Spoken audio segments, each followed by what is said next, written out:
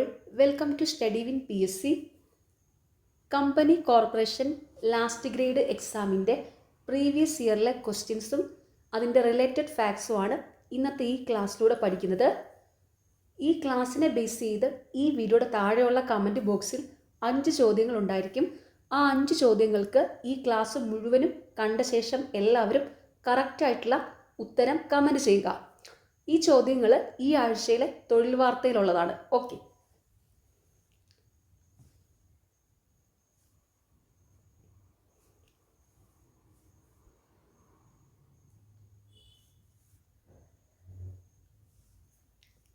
സാംസ്കാരിക കേന്ദ്രങ്ങൾ സ്ഥാപിതമായ വർഷം, ആസ്ഥാനം. കേരള സാഹിത്യ അക്കാദമി സ്ഥാപിതമായ വർഷം 1956, ആസ്ഥാനം തൃശ്ശൂർ. കേരള ലളിതകലാ അക്കാദമി സ്ഥാപിതമായ വർഷം 1962, ആസ്ഥാനം തൃശ്ശൂർ. കേരള സംഗീത നാടക അക്കാദമി സ്ഥാപിതമായ വർഷം 1958, ആസ്ഥാനം തൃശ്ശൂർ. കേരള ഭാഷാ ഇൻസ്റ്റിറ്റ്യൂട്ട് സ്ഥാപിതമായ വർഷം 1968, ആസ്ഥാനം തിരുവനന്തപുരം. കേരള ബാലസാഹിത്യ ഇൻസ്റ്റിറ്റ്യൂട്ട് സ്ഥാപിതമായ വർഷം 1981, ആസ്ഥാനം തിരുവനന്തപുരം. കേരള സർവ്വവിജ്ഞാന കോശ ഇൻസ്റ്റിറ്റ്യൂട്ട് സ്ഥാപിതമായ വർഷം 1961, ആസ്ഥാനം തിരുവനന്തപുരം. കേരള സംസ്ഥാന ചലച്ചിത്ര വികസന കോർപ്പറേഷൻ സ്ഥാപിതമായ വർഷം 1975, ആസ്ഥാനം തിരുവനന്തപുരം. കേരള മീഡിയ അക്കാദമി സ്ഥാപിതമായ വർഷം 1979, ആസ്ഥാനം എറണാകുളം ജില്ലയിലെ കാക്കനാട്. കേരള ഫോക്ലോർ അക്കാദമി സ്ഥാപിതമായ വർഷം 1995, ആസ്ഥാനം കണ്ണൂർ. സ്കൂൾ ഓഫ് ഡ്രാമ സ്ഥാപിതമായ വർഷം 1977, ആസ്ഥാനം തൃശ്ശൂർ ജില്ലയിലെ അരണാട്ടുകര. മോയിൻകുട്ടി വൈദ്യർ മാപ്പിള കലാ അക്കാദമി സ്ഥാപിതമായ വർഷം 1999, ആസ്ഥാനം മലപ്പുറം ജില്ലയിലെ കൊണ്ടോട്ടി. സാംസ്കാരിക കേന്ദ്രങ്ങൾ സ്ഥാപിതമായ വർഷം, ആസ്ഥാനം.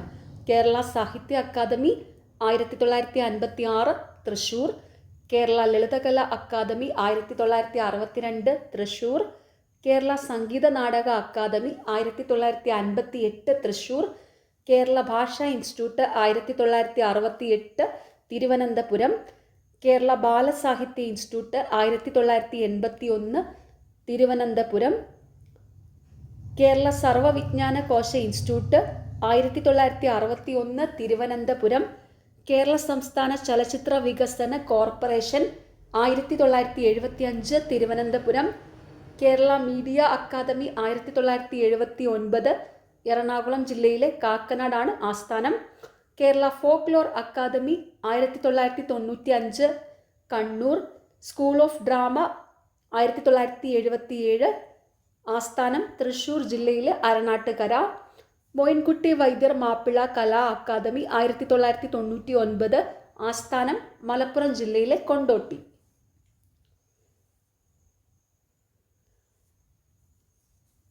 ചില ലോഹങ്ങളും അവയുടെ അയിരുകളും താഴെ തന്നിരിക്കുന്നു.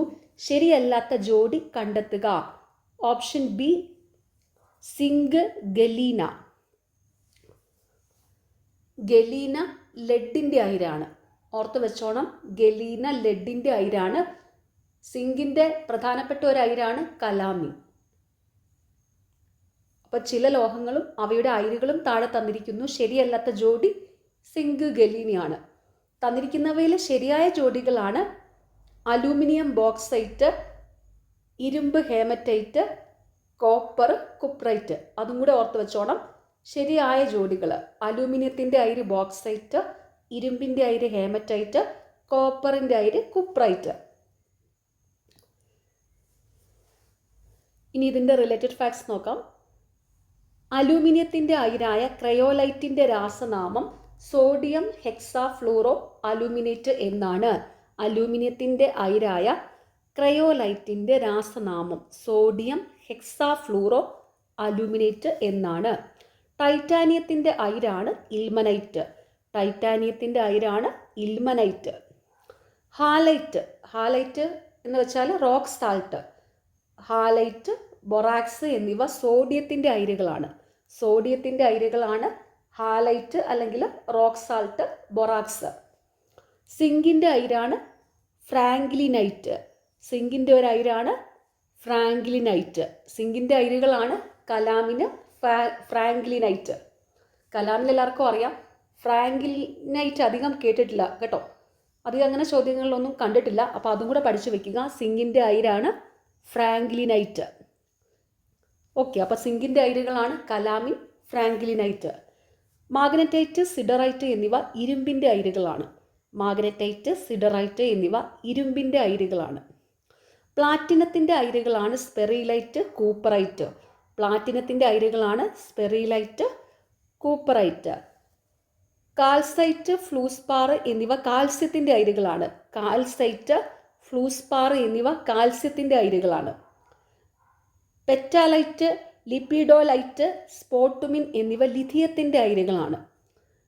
പെറ്റാലൈറ്റ്, ലിപ്പിഡോലൈറ്റ്, സ്പോട്ടുമിൻ എന്നിവ ലിഥിയത്തിൻ്റെ അയിരുകളാണ്. കേരള സംസ്ഥാന ചലച്ചിത്ര അക്കാദമി സ്ഥാപിതമായ വർഷം. Option A 1998. കേരള സംസ്ഥാന ചലച്ചിത്ര അക്കാദമി സ്ഥാപിതമായ വർഷം 1998.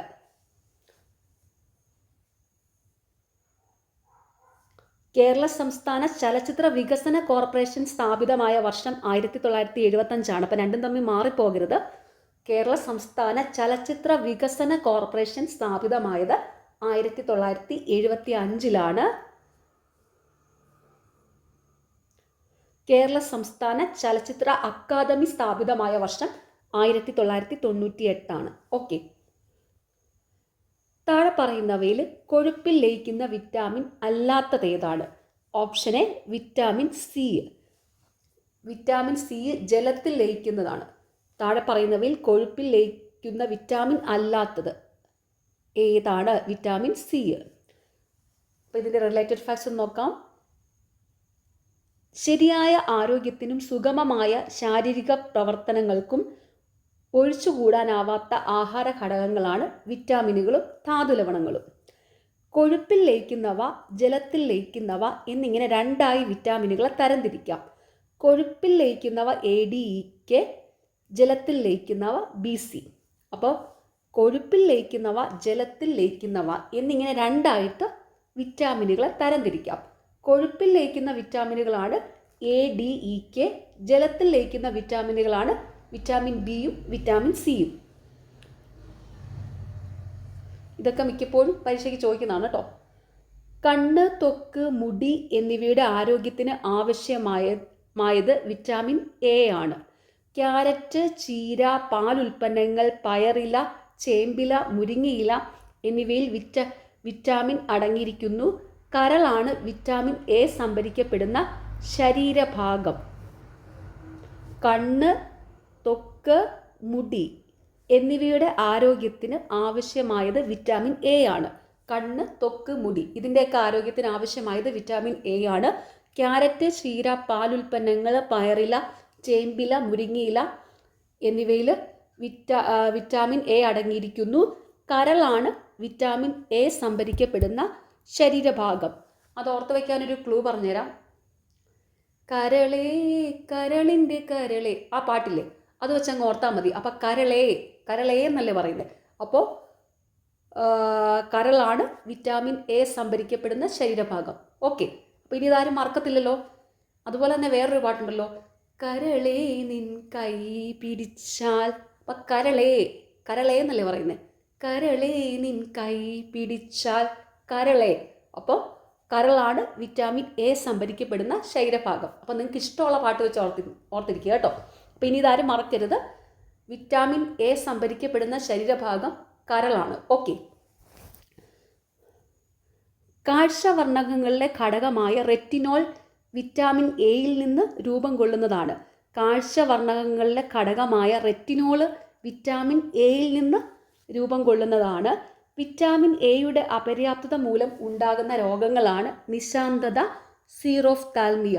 വിറ്റാമിൻ എയുടെ അപര്യാപ്തത മൂലം ഉണ്ടാകുന്ന രോഗങ്ങളാണ് നിശാന്തത, സീറോഫ്താൽമിയ. നാഡികളുടെയും ചുവന്ന രക്താണുക്കളുടെയും ആരോഗ്യത്തിന് അത്യന്താപേക്ഷിതമായ വിറ്റമിനാണ് വിറ്റാമിൻ ഇ. സസ്യ എണ്ണകളിലാണ് പ്രധാനമായും വിറ്റമിൻ ഇ കാണപ്പെടുന്നത്. നാഡികളുടെയും ചുവന്ന രക്താണുക്കളുടെയും ആരോഗ്യത്തിന് അത്യന്താപേക്ഷിതമായ വിറ്റമിനാണ് വിറ്റമിൻ ഇ. സസ്യ എണ്ണകളിലാണ് പ്രധാനമായും വിറ്റമിൻ ഇ കാണപ്പെടുന്നത്. സൂര്യപ്രകാശം ഏൽക്കുമ്പോൾ ശരീരത്തിൽ നിർമ്മിക്കപ്പെടുന്നതാണ് വിറ്റമിൻ ഡി. കാൽസ്യം, ഫോസ്ഫറസ് എന്നിവയുടെ ആഗിരണത്തെ ഉത്തേജിപ്പിക്കുന്ന വിറ്റമിനാണിത്. സൂര്യപ്രകാശം ഏൽക്കുമ്പോൾ ശരീരത്തിൽ നിർമ്മിക്കപ്പെടുന്ന വിറ്റമിനാണ് വിറ്റാമിൻ ഡി. കാൽസ്യം, ഫോസ്ഫറസ് എന്നിവയുടെ ആഗിരണത്തെ ഉത്തേജിപ്പിക്കുന്ന വിറ്റാമിനാണ് വിറ്റാമിൻ ഡി. ശരീരത്തിലെ ഇരുമ്പിൻ്റെ ആഗിരണത്തെ ഉത്തേജിപ്പിക്കുന്നതാണ് വിറ്റാമിൻ സി. പഴങ്ങൾ, നെല്ലിക്ക, മുരിങ്ങയില, പപ്പായ എന്നീ ഭക്ഷണ പദാർത്ഥങ്ങളിൽ അടങ്ങിയിരിക്കുന്നു. ശരീരത്തിലെ ഇരുമ്പിൻ്റെ ആഗിരണത്തെ ഉത്തേജിപ്പിക്കുന്നതാണ് വിറ്റാമിൻ സി. പഴങ്ങൾ, നെല്ലിക്ക, മുരിങ്ങയില, പപ്പായ എന്നീ ഭക്ഷണ പദാർത്ഥങ്ങളിൽ വിറ്റാമിൻ സി അടങ്ങിയിരിക്കുന്നു. ഓക്കെ. പ്രകാശരശ്മി ഒരു പ്രിസത്തിൽ കൂടി കടന്നു പോകുമ്പോൾ 7 വർണ്ണങ്ങളായി മാറുന്ന പ്രതിഭാസമാണ് ഓപ്ഷൻ സി വിസരണം. പ്രകാശരശ്മി ഒരു പ്രിസത്തിൽ കൂടി കടന്നു പോകുമ്പോൾ 7 വർണ്ണങ്ങളായി മാറുന്ന പ്രതിഭാസമാണ് വിസരണം. പിന്നെ അതിൻ്റെ റിലേറ്റഡ് ഫാക്ട്സ് നോക്കാം. വയലറ്റ്, ഇൻഡിഗോ, നീല, പച്ച, മഞ്ഞ, ഓറഞ്ച്, ചുവപ്പ് എന്നിവയാണ് ദൃശ്യപ്രകാശത്തിലെ ഘടകവർണ്ണങ്ങൾ. അത് വിബ്ജിയോർ എന്ന കോഡ് ഉപയോഗിച്ച് ഓർത്ത് വെച്ചാൽ മതിയേ. ദൃശ്യപ്രകാശത്തിലെ ഘടകവർണ്ണങ്ങൾ വിബ്ജിയോർ.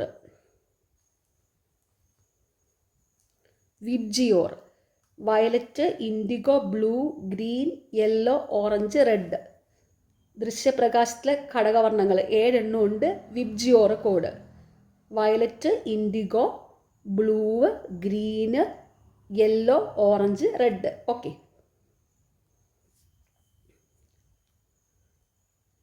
തരംഗദൈർഘ്യം ഏറ്റവും കൂടുതലും ആവൃത്തി ഏറ്റവും കുറവുമായ ദൃശ്യപ്രകാശത്തിലെ ഘടകവർണ്ണമാണ് ചുവപ്പ്. തരംഗദൈർഘ്യം ഏറ്റവും കൂടുതലും ആവൃത്തി ഏറ്റവും കുറവുമായ ദൃശ്യപ്രകാശത്തിലെ ഘടകവർണ്ണമാണ് ചുവപ്പ്. ആവൃത്തി ഏറ്റവും കൂടുതലും തരംഗദൈർഘ്യം ഏറ്റവും കുറവുമായ ദൃശ്യപ്രകാശത്തിലെ ഘടകവർണ്ണം വയലറ്റ് ആണ്. ആവൃത്തി ഏറ്റവും കൂടുതലും തരംഗദൈർഘ്യം ഏറ്റവും കുറവുമായ ദൃശ്യപ്രകാശത്തിലെ ഘടകവർണ്ണം വയലറ്റ് ആണ്. ദൃശ്യപ്രകാശത്തിൻ്റെ തരംഗദൈർഘ്യം 400 നാനോമീറ്ററിനും 700 നാനോമീറ്ററിനും മധ്യയാണ്. ദൃശ്യപ്രകാശത്തിൻ്റെ തരംഗദൈർഘ്യം 400 നാനോമീറ്ററിനും 700 നാനോമീറ്ററിനും മധ്യയാണ്. സൂര്യപ്രകാശത്തിൽ 7 ഘടകവർണ്ണം അടങ്ങിയിട്ടുണ്ടെന്ന് കണ്ടെത്തിയത് ഐസക് ന്യൂട്ടൺ ആണ്. സൂര്യപ്രകാശത്തിൽ 7 ഘടകവർണ്ണങ്ങൾ അടങ്ങിയിട്ടുണ്ടെന്ന് കണ്ടെത്തിയത് ഐസക് ന്യൂട്ടൺ ആണ്. സാന്ദ്രതാ വ്യത്യാസമുള്ള 2 മാധ്യമത്തിനിടയിൽ പ്രകാശരശ്മി സഞ്ചരിക്കുമ്പോൾ സഞ്ചാരപാതയ്ക്കുണ്ടാകുന്ന വ്യതിയാനം അപവർത്തനം എന്നറിയപ്പെടുന്നു. മരീചികയ്ക്ക് കാരണമായ പ്രതിഭാസം അപവർത്തനമാണ്. സാന്ദ്രതാ വ്യത്യാസമുള്ള 2 മാധ്യമത്തിനിടയിലൂടെ പ്രകാശരശ്മി സഞ്ചരിക്കുമ്പോൾ സഞ്ചാരപാതയ്ക്കുണ്ടാകുന്ന വ്യതിയാനം അപവർത്തനം എന്നറിയപ്പെടുന്നു. മരീചികയ്ക്ക് കാരണമായ പ്രകാശ പ്രതിഭാസം അപവർത്തനമാണ്. സൂക്ഷ്മങ്ങളായ അതാര്യ വസ്തുക്കളെ ചുറ്റി പ്രകാശം വളയുകയോ വ്യാപിക്കുകയോ ചെയ്യുന്ന പ്രതിഭാസമാണ് ഡിഫ്രാക്ഷൻ. സീഡികളിൽ കാണപ്പെടുന്ന വർണ്ണരാജിക്ക് കാരണം ഡിഫ്രാക്ഷനാണ്. സൂക്ഷ്മങ്ങളായ അതാര്യ വസ്തുക്കളെ ചുറ്റി പ്രകാശം വളയുകയോ വ്യാപിക്കുകയോ ചെയ്യുന്ന പ്രതിഭാസമാണ് ഡിഫ്രാക്ഷൻ. സീഡികളിൽ കാണപ്പെടുന്ന വർണ്ണരാജികൾക്ക് കാരണം ഡിഫ്രാക്ഷനാണ്. ഒന്നിലധികം പ്രകാശ തരംഗം ഒരേ സ്ഥലത്തെത്തുമ്പോൾ അവയുടെ ഫലങ്ങൾ കൂടിച്ചേർന്നുണ്ടാകുന്ന പ്രകാശ പ്രതിഭാസമാണ് ഇന്റർഫെറൻസ്. ഒന്നിലധികം പ്രകാശ തരംഗം ഒരേ സ്ഥലത്തെത്തുമ്പോൾ അവയുടെ ഫലങ്ങൾ കൂടിച്ചേർന്നുള്ള പ്രകാശ പ്രതിഭാസമാണ് ഇന്റർഫെറൻസ്. സോപ്പ്, കുമിള, എണ്ണപ്പാളി എന്നിവയിലുള്ള മനോഹര വർണ്ണങ്ങൾക്ക് കാരണം ഇന്റർഫെറൻസ് ആണ്. സോപ്പ്, കുമിള, എണ്ണപ്പാളി എന്നിവയിലുള്ള മനോഹര വർണ്ണങ്ങൾക്ക് കാരണം ഇന്റർഫെറൻസ് ആണ്. അവിടെ എന്താ, ഒന്നിലധികം പ്രകാശ തരംഗങ്ങൾ ഒരേ സ്ഥാനത്തെത്തുമല്ലേ ചെയ്യുന്നത്, ഈ സോപ്പ്, കുമിളയിലും എണ്ണപ്പാളിയിലും ഒക്കെ.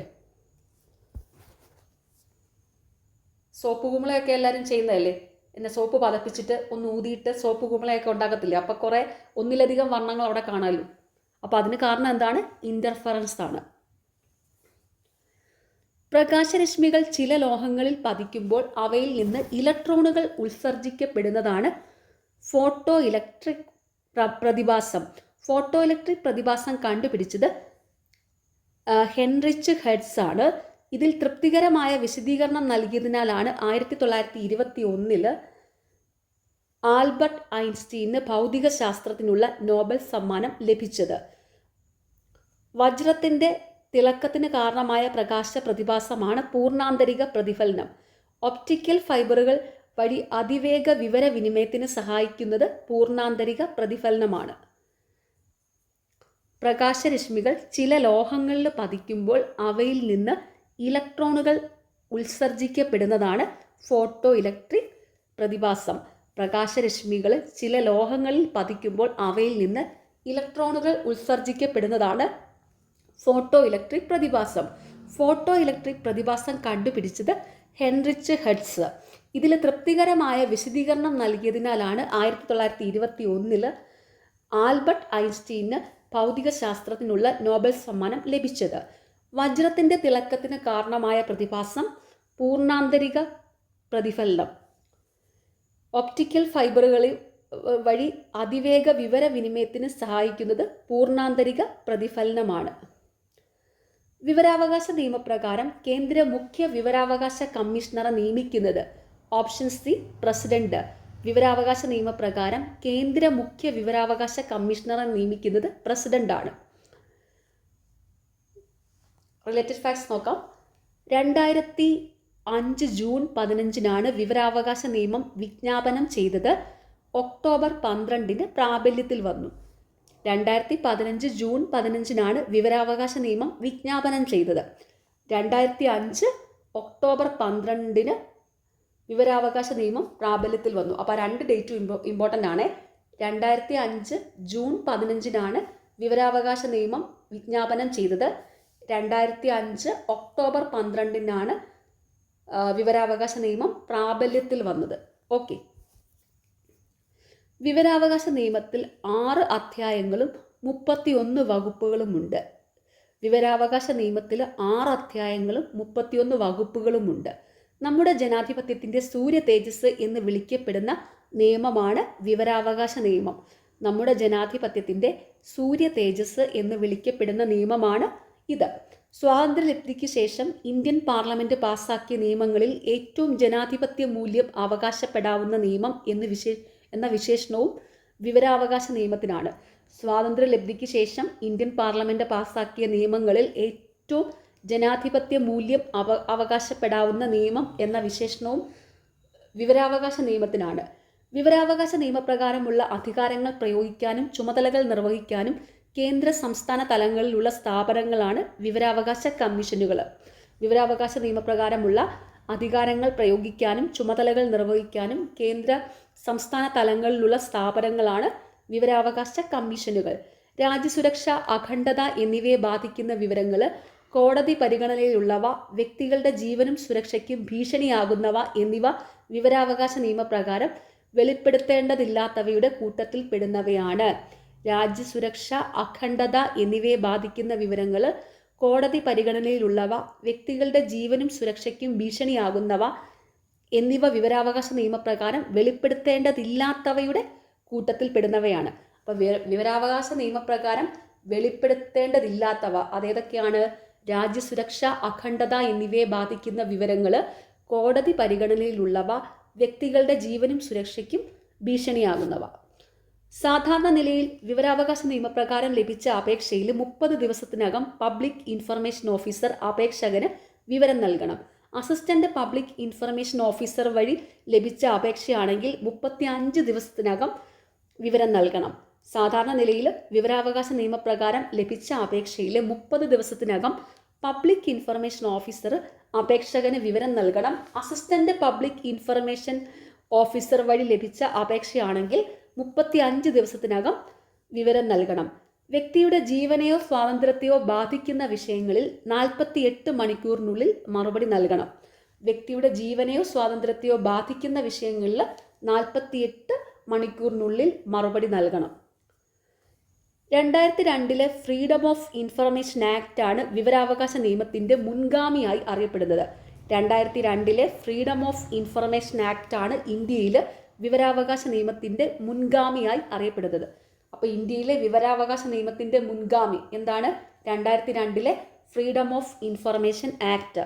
ലോകത്ത് ആദ്യമായി വിവരാവകാശ കമ്മീഷൻ നിലവിൽ വന്ന രാജ്യം സ്വീഡനാണ്. ലോകത്ത് ആദ്യമായി വിവരാവകാശ കമ്മീഷൻ നിലവിൽ വന്ന രാജ്യം സ്വീഡനാണ്. ഇന്ത്യയിലെ വിവരാവകാശ നിയമം നിലവിൽ വരുമ്പോൾ APJ അബ്ദുൽ കലാം ആയിരുന്നു രാഷ്ട്രപതി. നിയമം പ്രാബല്യത്തിലാകുമ്പോൾ ഡോക്ടർ മൻമോഹൻ സിംഗ് ആയിരുന്നു പ്രധാനമന്ത്രി. ഇന്ത്യയിൽ വിവരാവകാശ നിയമം നിലവിൽ വരുമ്പോൾ APJ അബ്ദുൽ കലാം ആയിരുന്നു രാഷ്ട്രപതി. നിയമം പ്രാബല്യത്തിലാകുമ്പോൾ ഡോക്ടർ മൻമോഹൻ സിംഗ് ആയിരുന്നു പ്രധാനമന്ത്രി. കേന്ദ്ര വിവരാവകാശ കമ്മീഷൻ അംഗങ്ങൾ, മുഖ്യ വിവരാവകാശ കമ്മീഷണർ എന്നിവരെ നിയമിക്കുന്നത് രാഷ്ട്രപതിയാണ്. കേന്ദ്ര വിവരാവകാശ കമ്മീഷൻ അംഗങ്ങൾ, മുഖ്യ വിവരാവകാശ കമ്മീഷണർ എന്നിവരെ നിയമിക്കുന്നത് രാഷ്ട്രപതിയാണ്. 2019 നിയമത്തിൽ ഭേദഗതി വരുത്തി. നിയമത്തിൻ്റെ വകുപ്പ് 13, 16, 27 എന്നിവയിലാണ് ഭേദഗതി വരുത്തിയത്. 2019 നിയമത്തിൽ ഭേദഗതി വരുത്തി. നിയമത്തിൻ്റെ വകുപ്പ് 13, 16, 27 എന്നിവയിലാണ് ഭേദഗതി വരുത്തിയത്. സംസ്ഥാനങ്ങളിലെ മുഖ്യ വിവരാവകാശ കമ്മീഷണർ, വിവരാവകാശ കമ്മീഷണർമാർ എന്നിവരെ നിയമിക്കുന്നത് ഗവർണറാണ്. സംസ്ഥാനങ്ങളിലെ മുഖ്യ വിവരാവകാശ കമ്മീഷണർമാർ എന്നിവരെ നിയമിക്കുന്നത് ഗവർണറാണ്. അപ്പോൾ രണ്ടും തമ്മിൽ മാറിപ്പോകരുത്. കേന്ദ്രത്തിലെ മുഖ്യ വിവരാവകാശ കമ്മീഷണർമാർ എന്നിവരെ നിയമിക്കുന്നത് രാഷ്ട്രപതിയാണ്. സംസ്ഥാനത്തിലെ മുഖ്യ വിവരാവകാശ കമ്മീഷണർമാർ എന്നിവരെ നിയമിക്കുന്നത് ഗവർണറാണ്. ഓക്കെ, അപ്പോൾ സംസ്ഥാനത്തിലാണെങ്കിൽ ഗവർണറും കേന്ദ്രത്തിലാണെങ്കിൽ അത് രാഷ്ട്രപതിയാണ്. അത് മിക്കപ്പോഴും പരീക്ഷയ്ക്ക് ചോദിക്കാറുമുണ്ട്. അപ്പോൾ നിങ്ങളത് തെറ്റിക്കാതിരിക്കുക. സംസ്ഥാന വിവരാവകാശ കമ്മീഷൻ അംഗങ്ങൾ രാജിക്കത്ത് നൽകേണ്ടത് സംസ്ഥാന ഗവർണർക്കാണ്. സംസ്ഥാനങ്ങളിലെ മുഖ്യ വിവരാവകാശ കമ്മീഷണർ, മറ്റ് കമ്മീഷണർമാർ എന്നിവരെ ഗവർണർക്ക് ശുപാർശ ചെയ്യുന്ന സമിതിയിൽ മുഖ്യമന്ത്രി, നിയമസഭയിലെ പ്രതിപക്ഷ നേതാവ്, സംസ്ഥാനത്തെ ഒരു ക്യാബിനറ്റ് മന്ത്രി എന്നിവരാണ് അംഗങ്ങൾ. സംസ്ഥാന വിവരാവകാശ കമ്മീഷൻ അംഗങ്ങൾ രാജിക്കത്ത് നൽകേണ്ടത് സംസ്ഥാന ഗവർണർക്കാണ്. സംസ്ഥാനങ്ങളിലെ മുഖ്യ വിവരാവകാശ കമ്മീഷണർ, മറ്റ് കമ്മീഷണർമാർ എന്നിവരെ ഗവർണർക്ക് ശുപാർശ ചെയ്യുന്ന സമിതിയിൽ മുഖ്യമന്ത്രി, നിയമസഭയിലെ പ്രതിപക്ഷ നേതാവ്, സംസ്ഥാനത്തെ ഒരു ക്യാബിനറ്റ് മന്ത്രി എന്നിവരാണ് അംഗങ്ങൾ. അപ്പോൾ അത് ഓർത്ത് വെച്ചോണം. എന്താണ്? സംസ്ഥാനങ്ങളിലെ മുഖ്യ വിവരാവകാശ കമ്മീഷണർ, മറ്റ് കമ്മീഷണർമാർ എന്നിവരെ ഗവർണർക്ക് ശുപാർശ ചെയ്യുന്ന സമിതിയിലെ അംഗങ്ങൾ 3 പേര് ആരൊക്കെയാണ്? മുഖ്യമന്ത്രി, നിയമസഭയിലെ പ്രതിപക്ഷ നേതാവ്, സംസ്ഥാനത്തെ ഒരു ക്യാബിനറ്റ് മന്ത്രി. ഓക്കെ. മുഖ്യ വിവരാവകാശ കമ്മീഷണർമാർ. ഇന്ത്യയുടെ ആദ്യത്തെ മുഖ്യ വിവരാവകാശ കമ്മീഷണർ വജാഹത്ത് ഹബീബുള്ള. ഇന്ത്യയുടെ ആദ്യത്തെ മുഖ്യ വിവരാവകാശ കമ്മീഷണർ വജാഹത്ത് ഹബീബുള്ള. ഇന്ത്യയുടെ രണ്ടാമത്തെ മുഖ്യ വിവരാവകാശ കമ്മീഷണർ AN തിവാരി. ഇന്ത്യയുടെ രണ്ടാമത്തെ മുഖ്യ വിവരാവകാശ കമ്മീഷണർ AN തിവാരി. ഇന്ത്യയുടെ മൂന്നാമത്തെ മുഖ്യ വിവരാവകാശ കമ്മീഷണർ സത്യാനന്ദ മിശ്ര. ഇന്ത്യയുടെ മൂന്നാമത്തെ മുഖ്യ വിവരാവകാശ കമ്മീഷണർ സത്യാനന്ദ മിശ്ര. കേന്ദ്ര മുഖ്യ വിവരാവകാശ കമ്മീഷണറായ ആദ്യത്തെ വനിത ദീപക് സന്ധു. പേര് കേൾക്കുമ്പോൾ ഒരാണുങ്ങളുടെ പേരായിട്ട് തോന്നും കേട്ടോ, പക്ഷേ ദീപക് സന്ധു പെണ്ണാണേ. കേന്ദ്ര മുഖ്യ വിവരാവകാശ കമ്മീഷണറായ ആദ്യത്തെ വനിതയാണ് ദീപക് സന്ധു. കേന്ദ്ര മുഖ്യ വിവരാവകാശ കമ്മീഷണറായ ആദ്യത്തെ വനിത ദീപക് സന്ധു. ഇതൊക്കെ റിപ്പീറ്റഡ് ക്വസ്റ്റ്യനാണ്, PSC എപ്പോഴും ചോദിക്കാറുള്ള, അതുകൊണ്ട് എല്ലാവർക്കും തന്നെ അറിയായിരിക്കും. കേന്ദ്ര മുഖ്യ വിവരാവകാശ കമ്മീഷണറായ ആദ്യത്തെ വനിത ദീപക് സന്ധു. ഇന്ത്യയുടെ മുഖ്യ വിവരാവകാശ കമ്മീഷണർ പദവി വഹിച്ച രണ്ടാമത്തെ വനിത സുഷമ സിംഗ്. ഇന്ത്യയുടെ മുഖ്യ വിവരാവകാശ കമ്മീഷണർ പദവി വഹിച്ച രണ്ടാമത്തെ വനിത സുഷമ സിംഗ്. കേരളത്തിലെ ആദ്യത്തെ മുഖ്യ വിവരാവകാശ കമ്മീഷണർ പാലാട്ട് മോഹൻദാസ് ആണ്. കേരളത്തിലെ നിലവിലെ മുഖ്യ വിവരാവകാശ കമ്മീഷണർ V ഹരിനായരാണ്. അതും കൂടി ഒന്ന് ഓർത്ത് വെച്ചോണേ. കേരളത്തിലെ ആദ്യത്തെ മുഖ്യ വിവരാവകാശ കമ്മീഷണർ പാലാട്ട് മോഹൻദാസ് ആണ്. കേരളത്തിലെ ഇപ്പോഴത്തെ മുഖ്യ വിവരാവകാശ കമ്മീഷണർ വി ഹരിനായരാണ്. ഓക്കെ എന്നാൽ ഒന്നുകൂടി ഒന്ന് പറയാം, നിങ്ങൾക്ക് ഒന്നുകൂടി ഒന്ന് ഓർത്ത് വയ്ക്കാനായിട്ട്. ഇതൊക്കെ വെരി ഇമ്പോർട്ടൻറ്റ് ക്വസ്റ്റ്യൻസ് ആണ്. മുഖ്യ വിവരാവകാശ കമ്മീഷണർമാർ. ഇന്ത്യയുടെ ആദ്യത്തെ മുഖ്യ വിവരാവകാശ കമ്മീഷണർ വജാഹത്ത് ഹബീബുള്ള. ഇന്ത്യയുടെ രണ്ടാമത്തെ മുഖ്യ വിവരാവകാശ കമ്മീഷണർ AN തിവാരി. ഇന്ത്യയുടെ മൂന്നാമത്തെ മുഖ്യ വിവരാവകാശ കമ്മീഷണർ സത്യാനന്ദ മിശ്ര. കേന്ദ്ര മുഖ്യ വിവരാവകാശ കമ്മീഷണറായ ആദ്യത്തെ വനിത ദീപക് സന്ധു. ഇന്ത്യയുടെ മുഖ്യ വിവരാവകാശ കമ്മീഷണർ പദവി വഹിച്ച രണ്ടാമത്തെ വനിത സുഷമ സിംഗ്.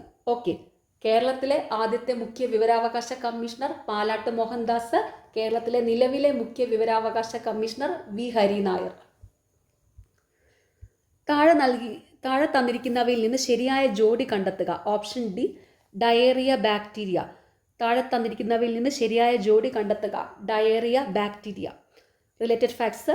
ജലദോഷം, ചെങ്കണ്ണ്, ചിക്കൻ ഗുനിയ, ഡെങ്കിപ്പനി എന്നിവ പകർച്ചവ്യാധി രോഗങ്ങൾക്ക് ഉദാഹരണമാണ്. ജലദോഷം, ചെങ്കണ്ണ്, ചിക്കൻ ഗുനിയ, ഡെങ്കിപ്പനി എന്നിവ പകർച്ചവ്യാധി രോഗങ്ങൾക്ക് ഉദാഹരണമാണ്. ജലദോഷം, ചിക്കൻ ബോക്സ്, മീസിൽസ്, ക്ഷയം എന്നിവ വായുവിലൂടെ പകരുന്ന രോഗങ്ങളാണ്. ജലദോഷം, ചിക്കൻ ബോക്സ്, മീസിൽസ്, ക്ഷയം എന്നിവ വായുവിലൂടെ പകരുന്ന രോഗങ്ങളാണ്. എലിപ്പനി, ടൈഫോയിഡ്, കോളറ, മഞ്ഞപ്പിത്തം എന്നിവ വെള്ളം, ആഹാരം എന്നിവയിലൂടെ പകരുന്ന രോഗങ്ങളാണ്. എലിപ്പനി, ടൈഫോയിഡ്, കോളറ, മഞ്ഞപ്പിത്തം എന്നിവ വെള്ളം, ആഹാരം എന്നിവയിലൂടെ പകരുന്ന രോഗങ്ങളാണ്. രോഗങ്ങളുടെ രാജാവ് എന്നറിയപ്പെടുന്ന രോഗമാണ് ക്ഷയം. രോഗങ്ങളുടെ രാജാവ് എന്നറിയപ്പെടുന്ന രോഗമാണ് ക്ഷയം. കോക്ക് ഡിസീസ്, വൈറ്റ് പ്ലേഗ് എന്നിങ്ങനെയും ക്ഷയം അറിയപ്പെടുന്നു. മൈക്രോബാക്ടീരിയം ട്യൂബർകുലോസിസ് ബാക്ടീരിയയാണ് ക്ഷയത്തിന് കാരണമായ സൂക്ഷ്മാണു. ക്ഷയരോഗത്തിനെതിരെയുള്ള പ്രതിരോധ കുത്തിവയ്പ്പാണ് BCG, bacillus Calmette Guerin. Mantoux test, tine test, DOTS test എന്നിവ ക്ഷയം സ്ഥിരീകരിക്കാൻ നടത്തുന്നവയാണ്. രോഗങ്ങളുടെ രാജാവ് എന്നറിയപ്പെടുന്ന രോഗമാണ് ക്ഷയം. കോക്ക് ഡിസീസ്, വൈറ്റ് പ്ലേഗ് എന്നിങ്ങനെയും ക്ഷയം അറിയപ്പെടുന്നു. മൈക്രോബാക്ടീരിയം ട്യൂബർകുലോസിസ് ബാക്ടീരിയയാണ് ക്ഷയത്തിന് കാരണമായ സൂക്ഷ്മാണു. ക്ഷയരോഗത്തിനെതിരെയുള്ള പ്രതിരോധ കുത്തിവയ്പ്പാണ് BCG, ബാസിലസ് കാൽമെറ്റ് ഗ്വറിൻ.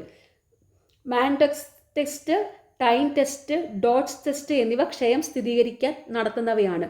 കുട്ടികളിലെ ക്ഷയരോഗം തിരിച്ചറിയാൻ നടത്തുന്ന ടെസ്റ്റാണ് Heaf test, sterneedle test. കുട്ടികളിലെ ക്ഷയരോഗം തിരിച്ചറിയാൻ നടത്തുന്ന test Heaf test, sterneedle test. Malaria, ചതുപ്പുപനി എന്നീ പേരുകളിൽ അറിയപ്പെടുന്ന രോഗമാണ് മലമ്പനി. പ്രോട്ടോസോവ വിഭാഗത്തിലെ പ്ലാസ്മോഡിയം ജനുസിലെ പരാദങ്ങളാണ് മലമ്പനിക്ക് കാരണമായ സൂക്ഷ്മജീവികൾ. ചാക്രികമായി പനി വരികയും പോവുകയും ചെയ്യുന്നതാണ് മലമ്പനിയുടെ പ്രധാന ലക്ഷണം. ബ്ലാക്ക് വാട്ടർ ഫീവർ എന്ന പേരിലാണ് മലമ്പനിയുടെ ഗുരുതരമായ അവസ്ഥ അറിയപ്പെടുന്നത്. മലേറിയ, ചതുപ്പുപനി എന്നീ പേരുകളിൽ അറിയപ്പെടുന്ന രോഗമാണ് മലമ്പനി. അപ്പോൾ മലമ്പനിയാണ് ഈ മലേറിയ, ചതുപ്പുപനി എന്നൊക്കെ അറിയപ്പെടുന്നത്. പ്രോട്ടോസോവ വിഭാഗത്തിലെ പ്ലാസ്മോഡിയം ജനുസിലെ പരാദങ്ങളാണ് മലമ്പനിക്ക് കാരണമായ സൂക്ഷ്മജീവികൾ. ചാക്രികമായി പനി വരികയും പോവുകയും ചെയ്യുന്നതാണ് മലമ്പനിയുടെ പ്രധാന ലക്ഷണം. ബ്ലാക്ക് വാട്ടർ ഫീവർ എന്ന പേരിലാണ് മലമ്പനിയുടെ ഗുരുതരമായ അവസ്ഥ അറിയപ്പെടുന്നത്. അനോഫിലസ് ഇനത്തിലുള്ള പെൺകൊതുകുകളാണ് മലമ്പനി പരത്തുന്നത്. സർ റൊണാൾഡ് റോസ് ആണ് ഇത് കണ്ടുപിടിച്ചത്. അനോഫിലസ് ഇനത്തിലുള്ള പെൺകൊതുകുകളാണ് മലമ്പനി പരത്തുന്നത്. സർ റൊണാൾഡ് റോസ് ആണ് ഇത് കണ്ടുപിടിച്ചത്. വേരിസെല്ല സോസ്റ്റർ വൈറസ് മനുഷ്യരിൽ ഉണ്ടാക്കുന്ന പ്രധാന രോഗമാണ് chicken box. Varicella zoster virus മനുഷ്യരിൽ ഉണ്ടാക്കുന്ന പ്രധാന രോഗമാണ് ചിക്കൻ ബോക്സ്. അപ്പോൾ ചിക്കൻ ബോക്സിന് കാരണം എന്താണ്? Varicella zoster virus. Hansen's disease എന്നറിയപ്പെടുന്ന രോഗമാണ് കുഷ്ഠരോഗം. ഹാൻസൺസ് ഡിസീസ് നാഡീവ്യവസ്ഥയെ പ്രധാനമായും ത്വക്കിനെയും ഉപരിഭാഗത്തുള്ള നാഡികളെയും ബാധിക്കുന്ന രോഗമാണിത്. സ്ട്രെപ്റ്റോമൈസിനാണ് കുഷ്ഠരോഗ ചികിത്സയിൽ ഉപയോഗപ്പെടുത്തുന്ന പ്രധാന ആൻറ്റിബയോട്ടിക്. ഹാൻസൺസ് ഡിസീസ് എന്നറിയപ്പെടുന്ന രോഗമാണ് കുഷ്ഠരോഗം. ഹാൻസൺസ് ഡിസീസ് നാഡീവ്യവസ്ഥയെ പ്രധാനമായും ത്വക്കിനെയും ഉപരിഭാഗത്തുള്ള നാഡികളെയും ബാധിക്കുന്ന രോഗമാണിത്. സ്ട്രെപ്റ്റോമൈസിൻ ആണ് കുഷ്ഠരോഗ ചികിത്സയിൽ ഉപയോഗിക്കുന്ന പ്രധാന ആൻറ്റിബയോട്ടിക്.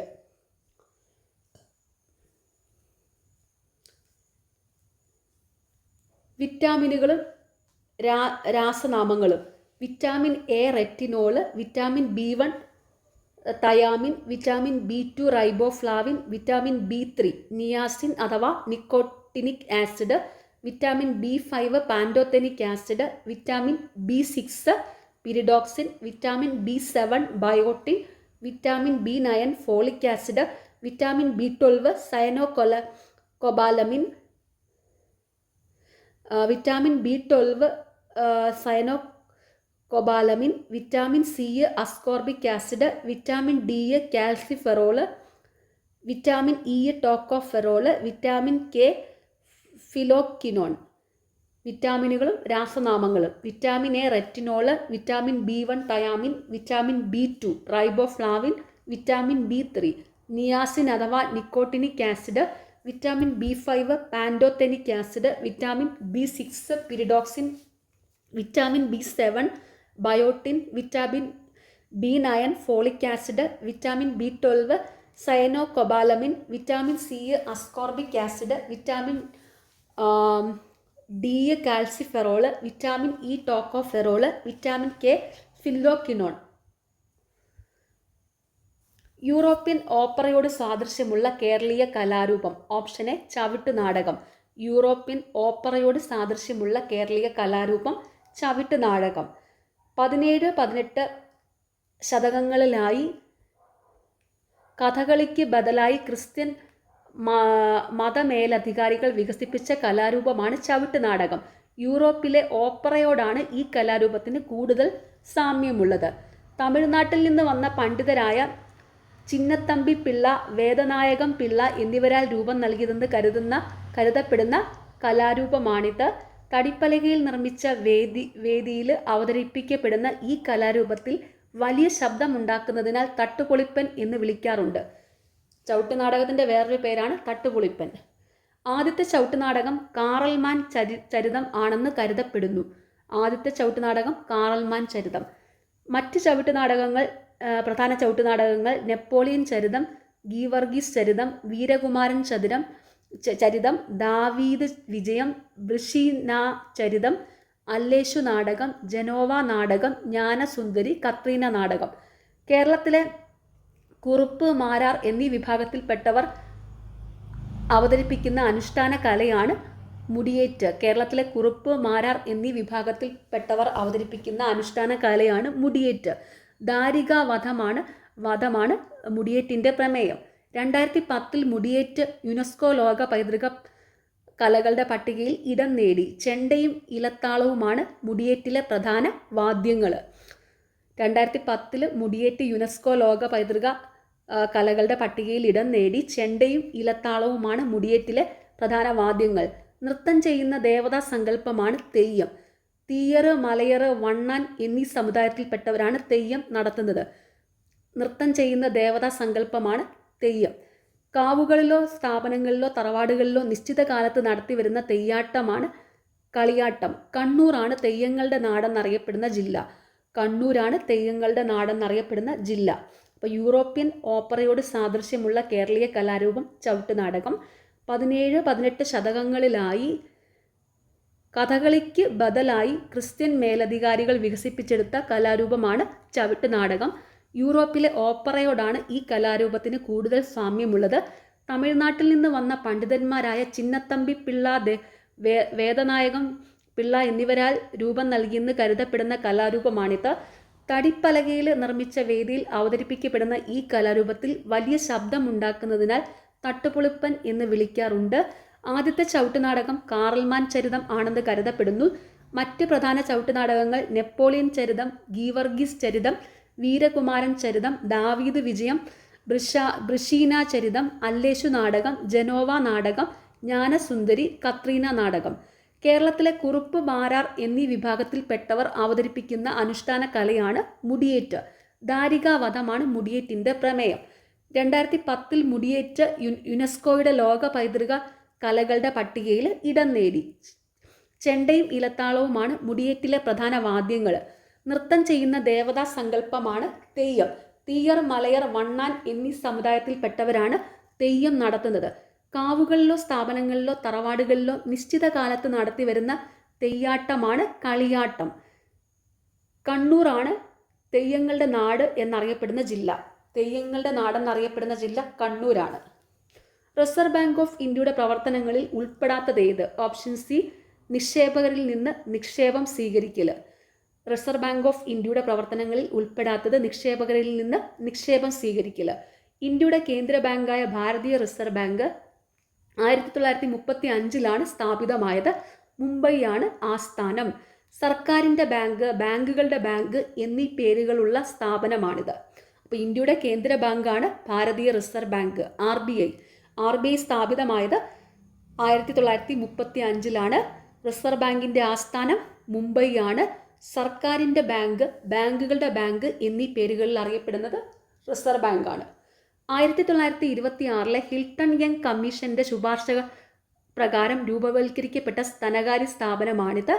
1949 ജാനുവരി 1 റിസർവ് ബാങ്കിനെ ദേശസാൽക്കരിച്ചു. അപ്പോൾ 1926 ഹിൽട്ടൺ യങ് കമ്മീഷന്റെ ശുപാർശ പ്രകാരം രൂപവൽക്കരിക്കപ്പെട്ട ധനകാര്യ സ്ഥാപനമാണ് RBI. 1949 ജനുവരി 1 റിസർവ് ബാങ്കിനെ ദേശസാൽക്കരിച്ചു. ഗവർണറാണ് തലവൻ. ഇന്ത്യയിലെ കറൻസി നോട്ടുകളിൽ ഒപ്പിടുന്നതും റിസർവ് ബാങ്ക് ഗവർണറാണ്. റിസർവ് ബാങ്കിൻ്റെ തലവൻ ഗവർണറാണ്. ഇന്ത്യയിലെ കറൻസി നോട്ടുകളിൽ ഒപ്പിടുന്നത് റിസർവ് ബാങ്ക് ഗവർണറാണ്.